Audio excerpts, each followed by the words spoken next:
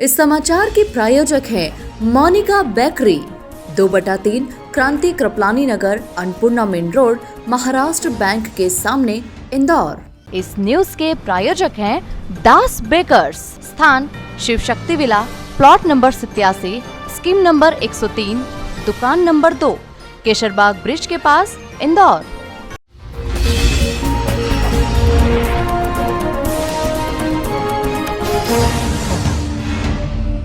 देश में होने वाले लोकसभा चुनाव के पहले मध्य प्रदेश में कांग्रेस को आज बड़ा झटका लगा, जहां 2 पूर्व विधायक सहित पूर्व केंद्रीय मंत्री सुरेश पचौरी के भाजपा में शामिल होने के बाद कांग्रेस जहां बीजेपी पर आरोप जड़ रही है, तो वहीं भाजपा इसे खिसियानी बिल्ली खंबा नोचने वाली कहावत बता रही है। कांग्रेस के पूर्व विधायक संजय शुक्ला और विशाल पटेल के भाजपा में शामिल होने के बाद पूरे प्रदेश के साथ इंदौर की राजनीति में कांग्रेस को आज बड़ा झटका लगा है, जिसे लेकर भाजपा इसे अच्छा मान रही है। तो वहीं कांग्रेस के नेता भाजपा पर हमलावर बने हुए हैं। भाजपा के प्रदेश प्रवक्ता गोविंद मालू ने कांग्रेस को लेकर कई तरह के तंज कसे और कहा कि खिसियानी बिल्ली खंबा नोचे वाले हाल कांग्रेस के बने हुए हैं।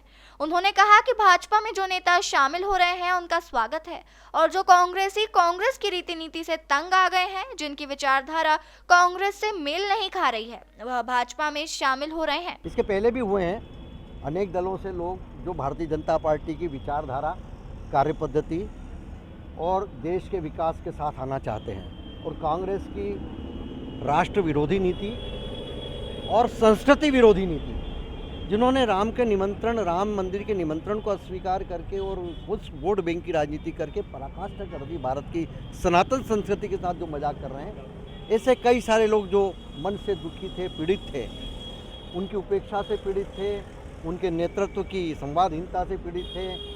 वो जो विचार कांग्रेस का किसके ज़माने में रहा, उससे अलग हट गई कांग्रेस, तो वो लोग कांग्रेस ही नहीं, अन्य दलों के लोग भी भारतीय जनता पार्टी में हम एक सर्वग्राही, सर्वव्यापी, सर्वस्पर्शी भाजपा हमारी है। हम किसी के लिए दरवाजे बंद नहीं करते, लेकिन हम ऐसे लोगों को जो हमारे इस विचारधारा के साथ आना चाहते हैं, हम उनका स्वागत कर रहे हैं और करेंगे।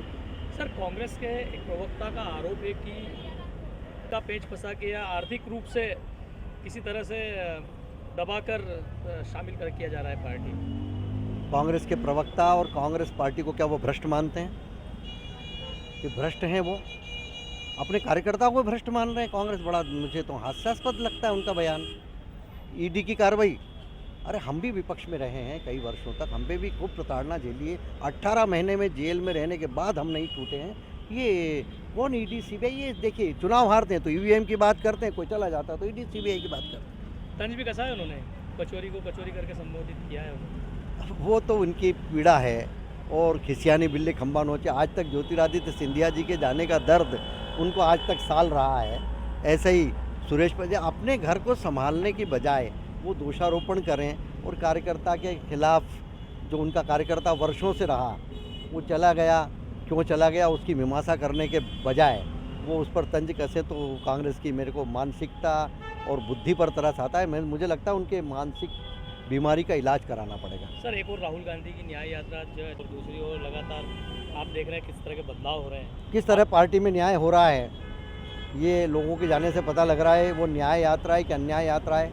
वो कितना गंभीर आदमी है कि देश में बिना किसी मुद्दे के निकल पड़े हैं। इधर चुनाव हैं तो उनसे तंग आकर, उनसे दुखी होकर, उनसे आजीज आकर बिना किसी निरुद्देश्य वो यात्रा निकाल रहे हैं। जिन्होंने देश में अन्याय किया, लगातार जनता पर अन्याय किया, अपने कार्यकर्ताओं पर अन्याय किया, वो न्याय यात्रा निकाल रहे हैं। तो वो लोगों ने कहा कि हम न्याय हमारा कर लेंगे, भाई आप आपकी न्याय यात्रा निकालो।